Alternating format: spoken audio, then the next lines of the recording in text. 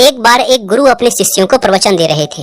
वे कह रहे थे कि कभी कभी जिंदगी एक उलझी हुई पहेली लगने लगती है। हर तरफ से परेशानियां आती रहती हैं और आप ये समझ नहीं पाते कि आगे का रास्ता क्या है। ऐसे समय में आप सोचते हैं कि खुशी और सफलता कहाँ छुपी हुई है। लेकिन क्या हो अगर कोई आपको बताए कि खुशी और सफलता इतनी दूर नहीं है। क्या हो अगर आप ये सीख लें कि जिंदगी की चुनौतियों का सामना कैसे करना है और हर परिस्थिति में खुश कैसे रहना है। आज आप यही सीखेंगे। असल में हमारी जिंदगी का नियंत्रण हमारे ही हाथों में होता है। ये हमारे कर्म और हमारी सोच ही है जिससे हम खुश या दुखी होते हैं। हम अपने विचारों में थोड़ा सा बदलाव लाकर अपनी जिंदगी को पूरी तरह से बदल सकते हैं। जैसे एक मूर्तिकार अपनी कल्पना और कला से एक मामूली पत्थर के टुकड़े को एक खूबसूरत मूर्ति बदल देता है। बस बिल्कुल इसी तरह हम भी अपनी सोच और कर्मों से अपनी जिंदगी को सुंदर और खुशहाल बना सकते हैं। तो क्या आप सब तैयार हैं इस बदलाव को महसूस करने के लिए? क्या आप भी अपनी परेशानियों को जानकर, पहचान कर उनसे छुटकारा पाना चाहते हैं? यदि हाँ, तो मेरी बातों को अंत तक ध्यान से सुनो। एक इंसान का जीवन उसकी वास्तविकता है। आज जो उसके सामने है वह उसकी सच्चाई है। बीता हुआ कल और आने वाला कल भी आपका आज नहीं हो सकता। जो बीत गया वह बीत गया, वह आपका गुजरा हुआ कल था। और जो आने वाला कल है वह तो अभी तक आया ही नहीं, तो वो आपकी सच्चाई कैसे हो सकता है? इसलिए आपकी सच्चाई आपका आज है। आपको जो भी करना है वह आज ही करना है। अब जरा सोचिए, हम अपने बीते हुए कल और अपने आने वाले कल के लिए अपना आज दांव पर क्यों लगाएं? बात यह है कि हमारे आज में अगर हमारा कोई साथी हो सकता है तो वो है हमारा दिमाग। इंसान अपने आप को अपने दिमाग से अलग नहीं कर सकता और ना ही अपनी सोच से। हाँ, लेकिन अपनी सोच को बदल जरूर सकता है। हम आज जो कुछ भी हैं वह हमारा एक नया रूप ही है। अब आप पहले के जमाने के लोगों, अपने दादा दादी को ही देख लीजिए। उनकी सोच और आज की पीढ़ी की सोच में जमीन आसमान का अंतर है। इंसान के दिमाग को प्रकृति ने प्रगतिशील यानी आगे की ओर बढ़ने वाला ही बनाया है। उसे समय के साथ बदलने की क्षमता प्रदान की है। वह जो आज है उसके विचारों के वजह से है। उसके जीवन का हर अनुभव उसके चरित्र और मानसिकता को बनाने का मुख्य कारण है। यही चीज या तो उसकी कमजोरी साबित हो सकती है या फिर उसकी सबसे बड़ी ताकत। हमारे बुजुर्ग अक्सर कहते थे कि लालच बुरी बला है, लेकिन लालच आखिर है क्या? यह हमारी सोच की ही एक उपज है।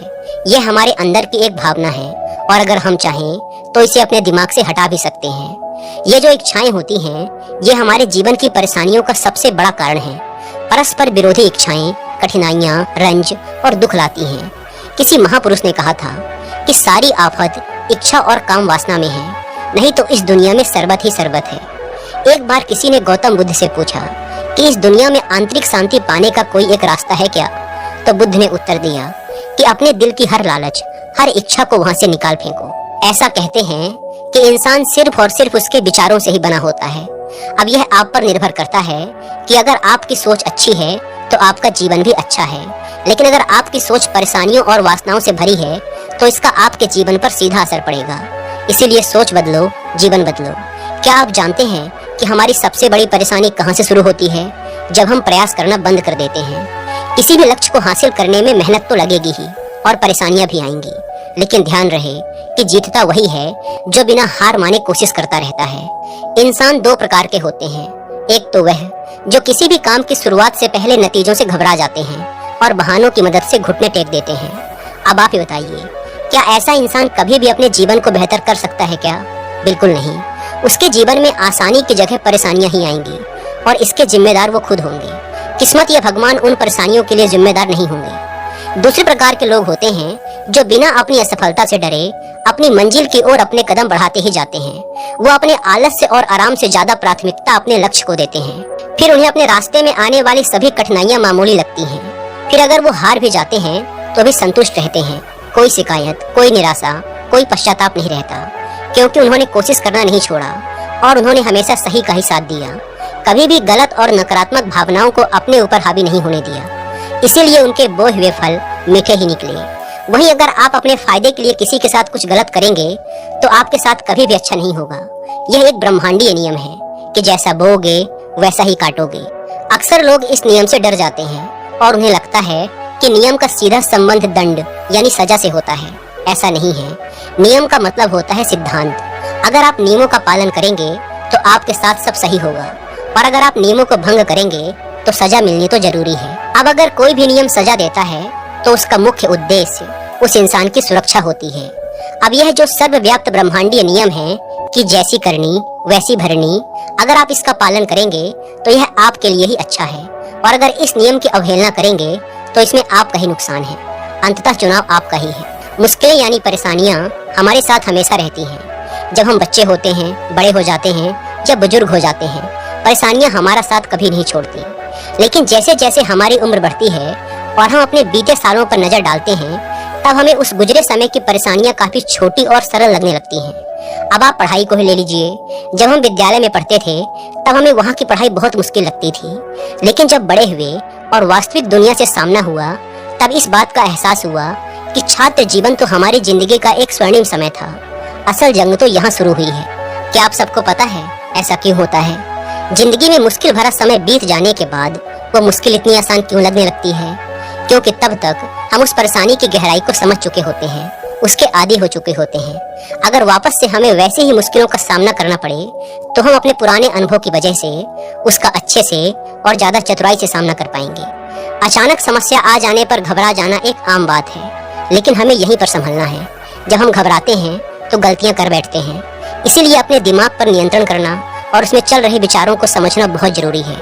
अगर आपने यह रुकावट पार कर ली तो समझो परेशानी गायब हो जाएगी। मानसिक स्थिरता सबसे जरूरी चीज है, क्योंकि मुश्किल समय में आपको गलत तरीके अपनाने के विचार भी आते हैं, लेकिन इन विचारों पर लगाम लगाना ही असल परीक्षा है। अगर आप अपनी परेशानियों का दोष दूसरों पर डालेंगे तो कभी भी उस परेशानी से निकल नहीं पाएंगे। जीवन की आधी से ज्यादा परेशानियों का मुख्य कारण यही है कि इंसान अपने विचारों को और अपने दिमाग को सही से संतुलित नहीं कर पाता। किसी ने बिल्कुल ठीक ही कहा है कि आप सबसे ज्यादा धैर्य एक धैर्यहीन इंसान के साथ रहकर ही सीख सकते हैं। अगर आप उसके धैर्यहीन स्वभाव के साथ खुद भी अपना धैर्य खो देंगे तो फिर उस परिस्थिति का सामना कैसे कर पाएंगे?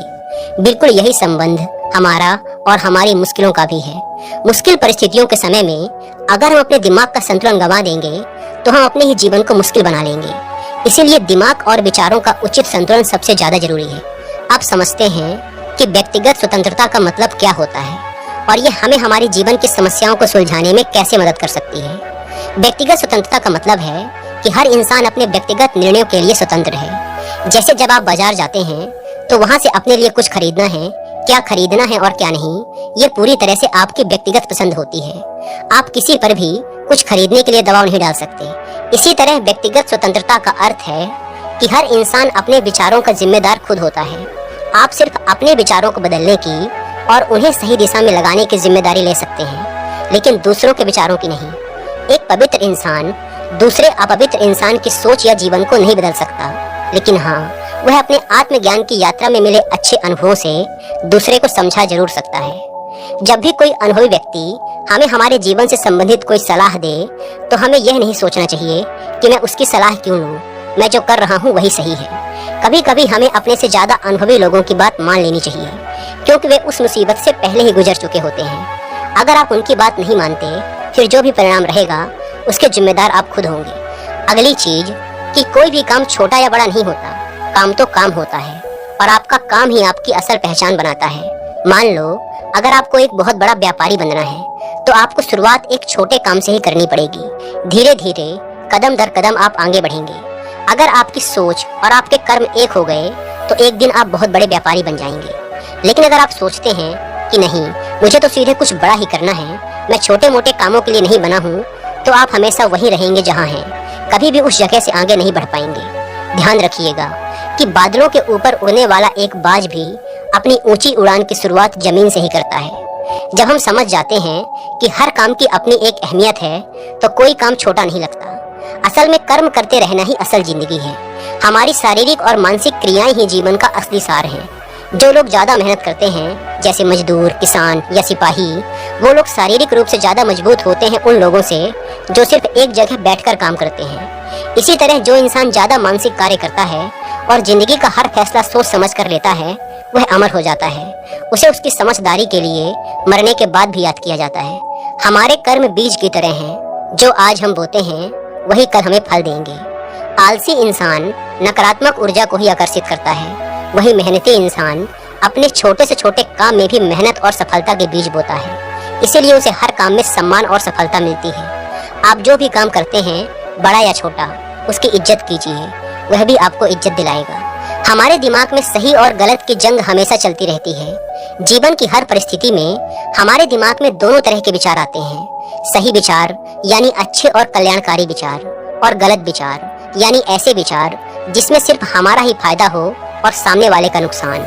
अक्सर हमारा दिल अच्छे विचारों को बढ़ावा देता है और दिमाग बुरे विचारों की तरफ ज्यादा आकर्षित होता है। यह जंग हमेशा हमारे दिमाग में चलती रहती है और इसमें जीत किसकी होगी, यह पूरी तरह से हम पर ही निर्भर करता है। जब हम इस जंग को सकारात्मक तरीके से जीतते हैं, तब हम जीवन को सही नजरिए से जीना सीख लेते हैं। अगर हमारे जीवन में कभी किसी के साथ किसी भी बात पर मतभेद होता है, तब हम बहसबाजी या लड़ाई झगड़े की बजाय शांति पर विश्वास करते हैं, क्योंकि हम जानते हैं कि लड़ाई से पीछे हटना ही समझदारी है। असल में लड़ाई हमारे मन की लालच, स्वार्थ, जलन और बुरी सोच का नतीजा है, जबकि शांति हमारे मन के सुकून, करुणा और दया का नतीजा है। क्रोध बहुत ही बुरी चीज है। यह हमें अपनी ही आग में जलाता रहता है और इस आग की जलन से हम अपने अंदर की खूबसूरत ठंडक को महसूस करना भूल जाते हैं। लेकिन यह हमारी ही व्यक्तिगत जिम्मेदारी है कि हम अपनी समझदारी से अपने क्रोध को काबू करें, तभी हम बहुत सारी मुश्किलों से बच सकते हैं। क्रोध पर काबू पाने का एक आसान तरीका है और वो है लंबी और गहरी सांसें लेना और छोड़ना। जब भी आपको क्रोध आए और कुछ भी समझ में न आए, तो आप यह अभ्यास कर सकते हैं। आपका क्रोध जल्दी शांत हो जाएगा और फिर आप उस परिस्थिति का शांति व स्थिरता से सामना कर पाएंगे। गुस्से में लिए हुए फैसले हमेशा हानिकारक साबित होते हैं, इसीलिए क्रोध से बचें और अपने जीवन के जरूरी फैसलों को इस आग से हमेशा बचा कर रखें, क्योंकि क्रोध हमेशा मूर्खता से शुरू होता है और पश्चाताप पर समाप्त। दोस्तों, उम्मीद है कि आपको इस वीडियो से बहुत कुछ सीखने को मिला होगा, और अगर वीडियो पसंद आई तो वीडियो को लाइक और चैनल को सब्सक्राइब जरूर करें। धन्यवाद।